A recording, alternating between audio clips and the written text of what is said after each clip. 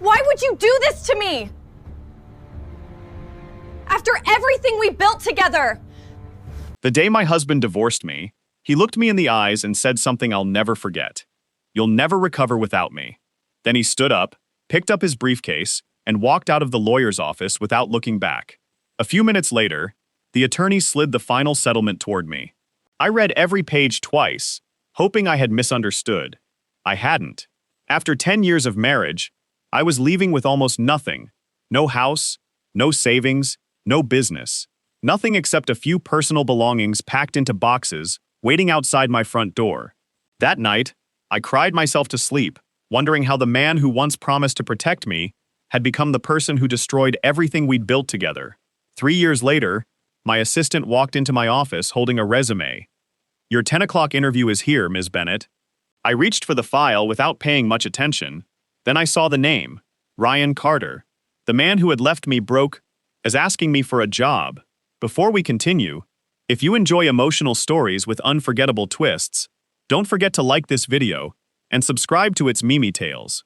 And while you're watching, tell me where you're watching from in the comments. I'd love to know where you're joining us from.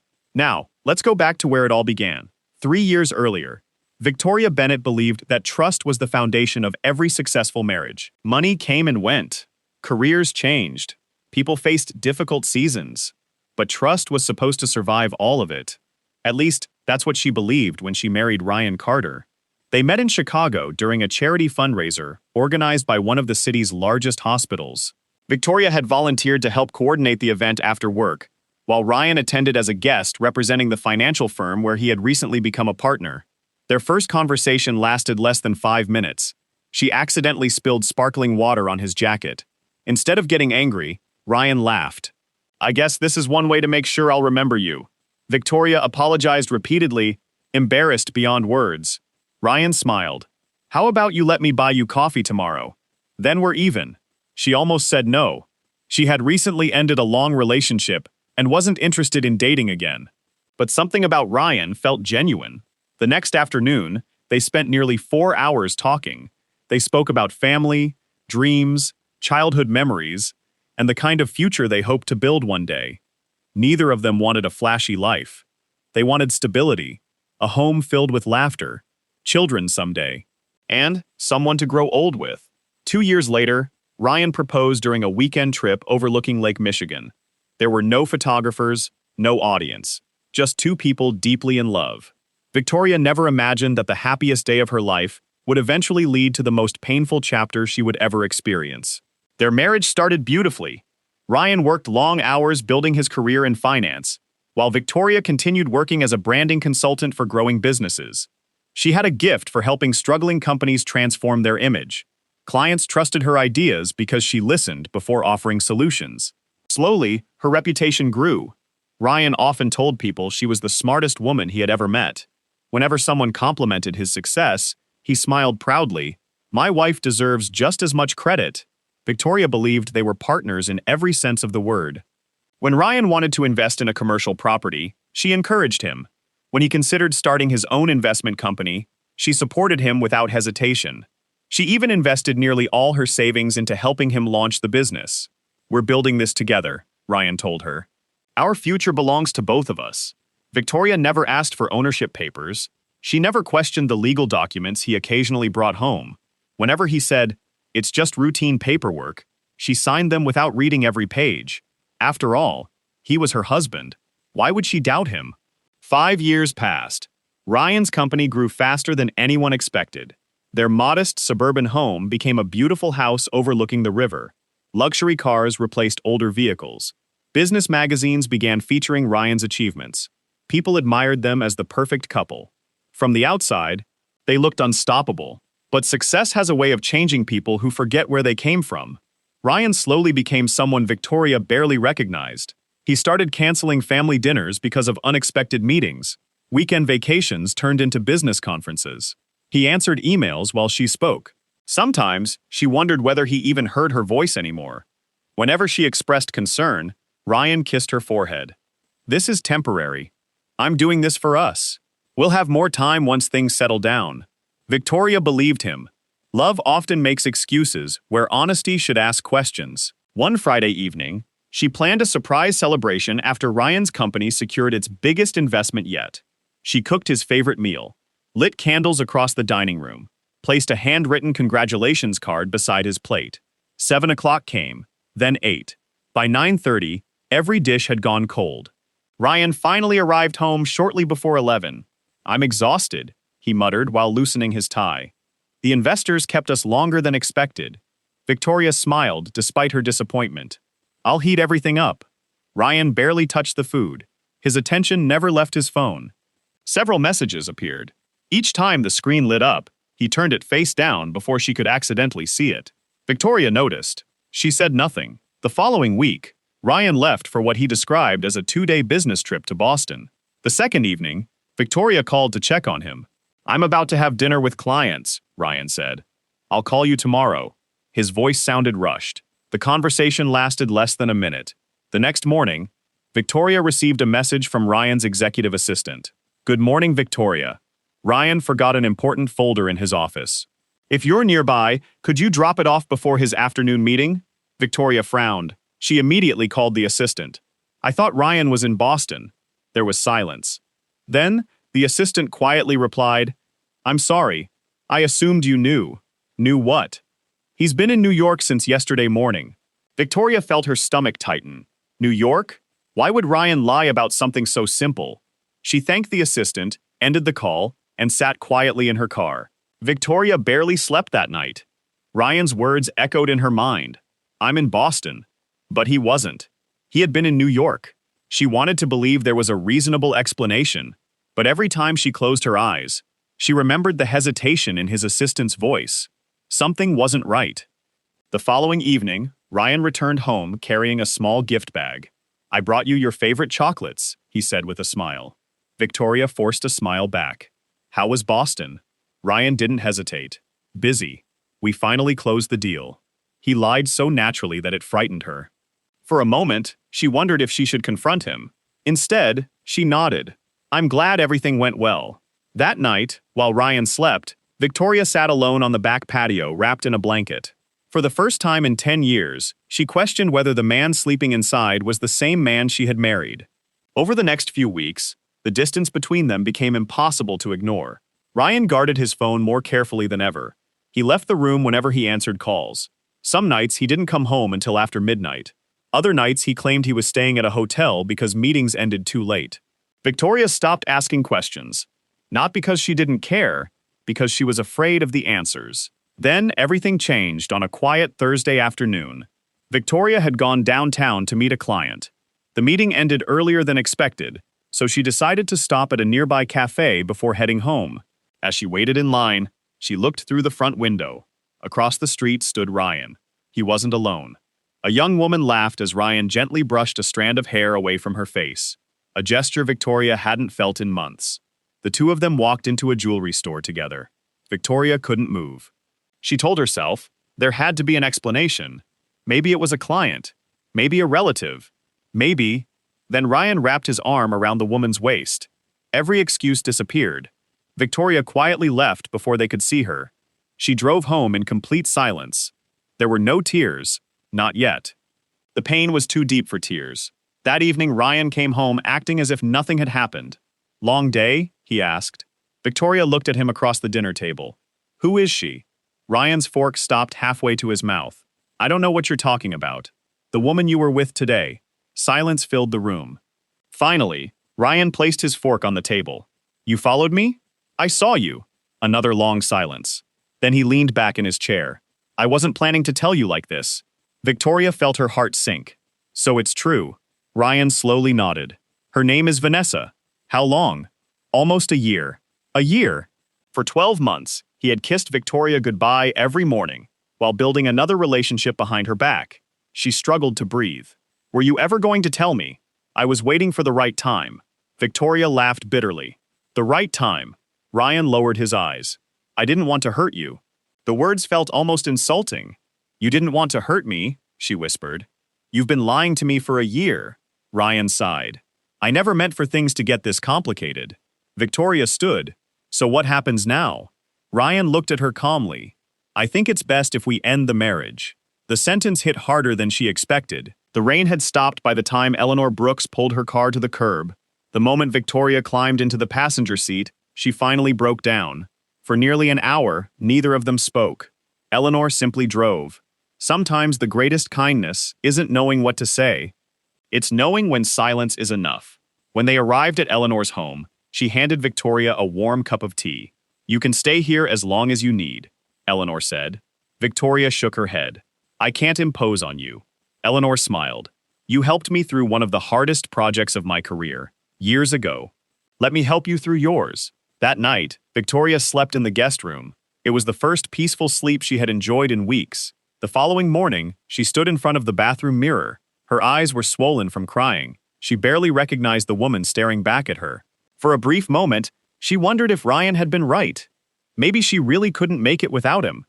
Then she remembered something her father used to say whenever life became difficult. "Don't let someone else decide how your story ends." She wiped away the last of her tears. "No," she whispered.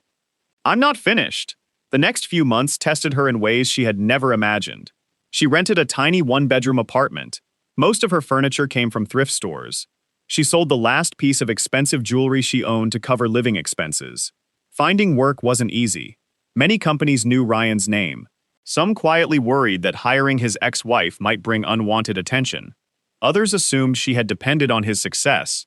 No one knew she had been one of the reasons behind it. One afternoon, after another unsuccessful interview, Victoria sat on a park bench wondering what to do next. Eleanor called. "How did it go?" Victoria forced a laugh. "They chose someone else." There was a short silence. "Good." Victoria frowned. "Good? They're making room for something better." Victoria wasn't convinced. "I'm tired, Eleanor." "I know. I've lost almost everything." "No," Eleanor replied. "You lost possessions. You didn't lose your talent." Those words stayed with Victoria. That evening, she opened her old laptop and looked through years of branding projects she had completed before her marriage fell apart. She realized something. Every struggling business she had helped had grown stronger because she understood people. She knew how to build trust. She knew how to create brands customers believed in. Maybe she could build something of her own. The next morning, Victoria registered a small consulting business. She called it Northbridge Creative. The name reflected exactly how she felt. A bridge between where people were and where they wanted to be. At first, the company had only one employee, Victoria.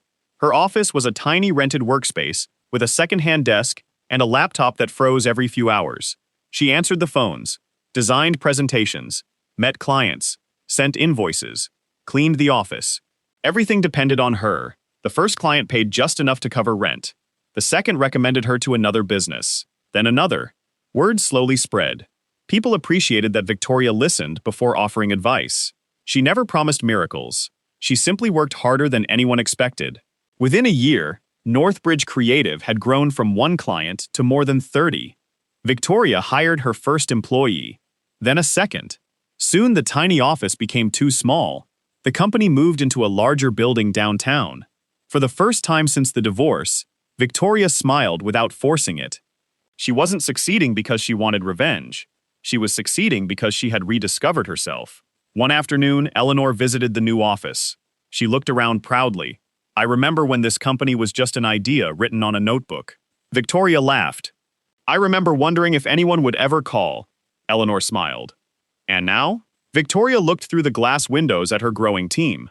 "Now I worry, because everyone keeps calling." Both women laughed. It was a different kind of happiness, not built on wealth, built on purpose. 3 years passed. Northbridge Creative became one of Chicago's fastest-growing business consulting firms. Large companies sought Victoria's advice before launching new products. She appeared on business podcasts. Industry magazines featured her success story, yet she rarely spoke about the divorce. Whenever interviewers asked what inspired her journey, she simply smiled. Sometimes life forces you to discover strengths you never knew you had. Meanwhile, Ryan Carter's life was moving in the opposite direction. His investment company had expanded too quickly. Several risky business decisions failed. Important clients left. Banks demanded repayments. Investors lost confidence. Within months, the company that had once seemed unstoppable was drowning in debt. Ryan tried everything. He sold expensive cars. He sold vacation properties. He even moved out of the mansion he had fought so hard to keep. Still, it wasn't enough. One evening, Ryan sat alone inside a small apartment surrounded by unopened bills. His phone rang. It was his former business partner. "We're done," the man said quietly. "The board voted this afternoon." Ryan closed his eyes. "So, that's it?" "I'm afraid so." The call ended. For several minutes, Ryan stared out the window. The silence felt heavier than any argument. The following week, he began applying for jobs. The process was humiliating. Executives who once competed for his attention now ignored his emails. Some companies politely rejected him. Others never replied. After dozens of applications, Ryan noticed an opening at a fast-growing consulting firm, Northbridge Creative. The position offered excellent pay and strong benefits. He researched the company. Its founder had built an incredible reputation in just 3 years. Ryan admired that kind of determination. "This might actually work," he whispered. He updated his resume, reviewed it twice, then clicked Submit. Several days later, inside the modern headquarters of Northbridge Creative, Human Resources Director Jason Reed knocked on Victoria's office door. "Do you have a minute?" "Of course." Jason placed a folder on her desk. "We've narrowed the executive applicants down to 3 finalists." Victoria nodded. "Schedule interviews for tomorrow." Jason smiled. "I've already done that." After he left, Victoria reached for the folders, planning to review them before heading home. She opened the first resume. Excellent qualifications. The second, strong experience. Then she picked up the final folder. The moment she read the name, her hands froze. Ryan Carter, the man who had once looked her in the eyes and said she would never succeed without him, had just applied for a job at her company. Victoria slowly leaned back, and Victoria barely touched her dinner that evening. Ryan's resume sat on her kitchen table long after the food had gone cold. She had spent 3 years rebuilding her life. 3 years learning to let go of anger. 3 years proving to herself that her future would never again depend on someone else's choices. Yet one glance at his name had stirred memories she thought she had left behind. Before going to bed, she opened the resume one last time. Ryan had listed impressive accomplishments from years earlier, but there was one line that caught her attention. Reason for leaving previous position. Company dissolved after financial restructuring. It was a simple sentence. It didn't mention the sleepless nights, the failed investments, or the pride that had once convinced him he could never fall. Victoria quietly closed the folder. Tomorrow wasn't about revenge. It was about closure. The next morning, Northbridge Creative buzzed with its usual energy. Employees greeted one another with smiles as they walked through the lobby.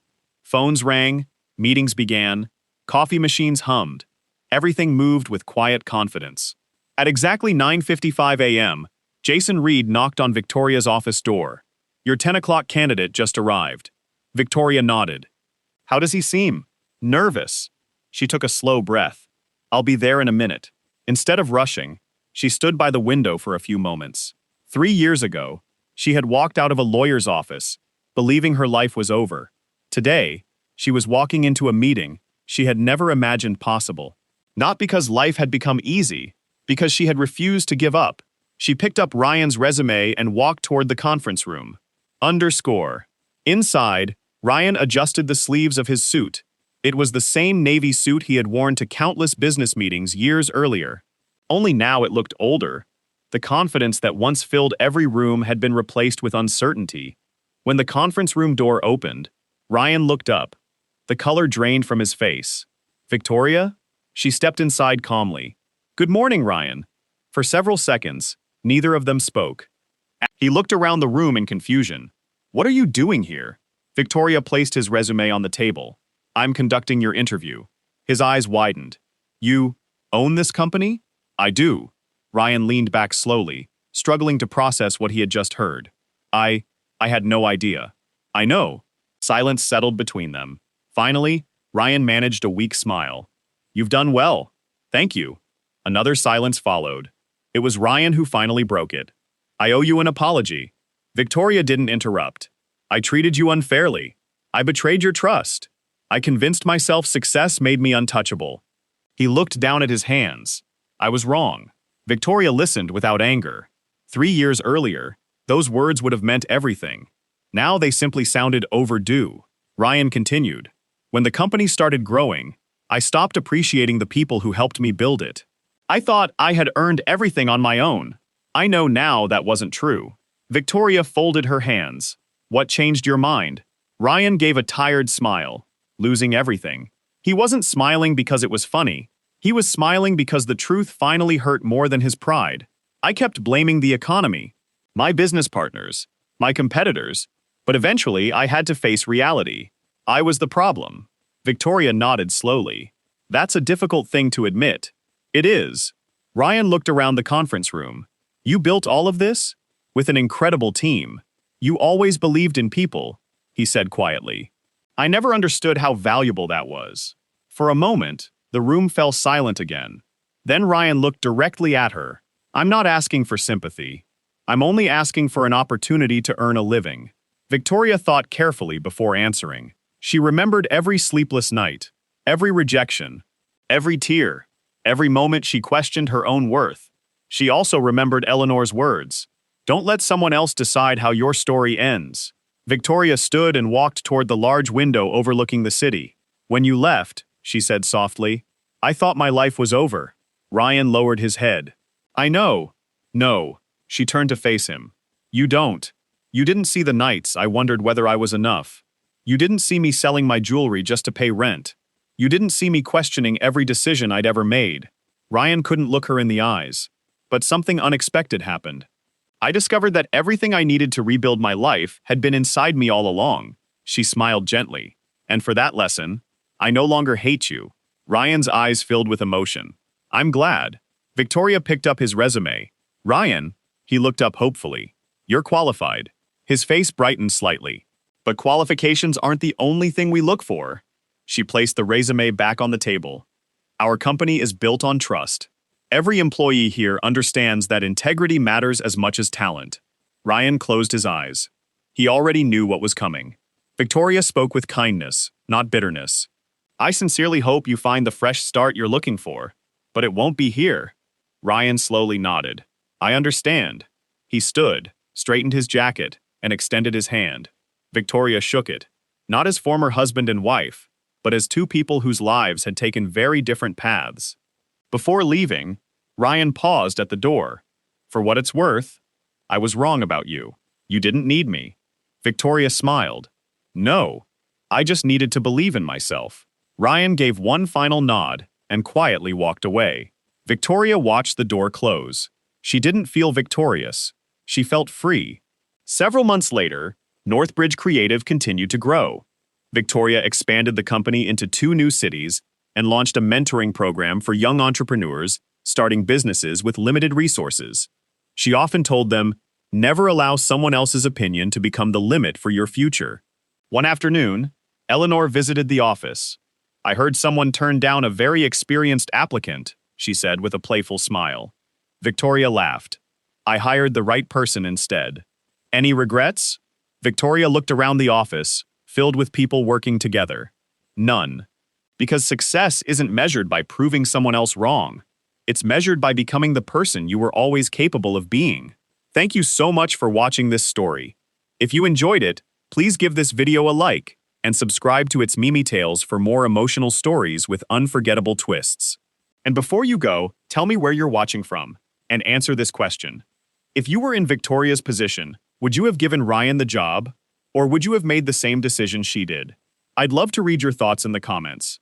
Until next time, take care of yourselves, and thank you for being part of the It's Mimi Tales family.